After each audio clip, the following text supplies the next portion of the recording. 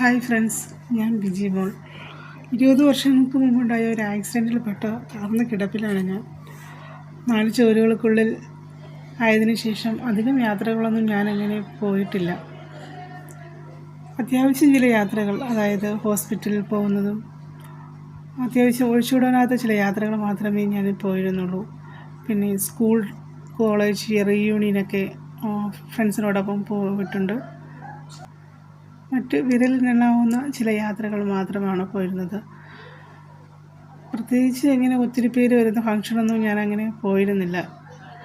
ഇന്ന് വളരെ നാളുകൾക്ക് ശേഷം ഒരു ഫംഗ്ഷന് പോകാനായിട്ട് യാത്ര തിരിക്കുകയാണ് കേട്ടോ. ഇത് ഞങ്ങളുടെ സതീഷണ്ണനോടൊപ്പമാണ് 4-5 വർഷമായിട്ട് ഞാൻ യാത്ര പോകുന്നത്. ഒരു കൂടപ്പിറപ്പിനെ പോലെ എന്നെ കാറിലെടുത്തിരുത്തി കൊണ്ടുപോവുകയും അങ്ങനെ നല്ല കെയറിങ്ങൊക്കെയാണ് ഈ സതീഷണ്ണൻ.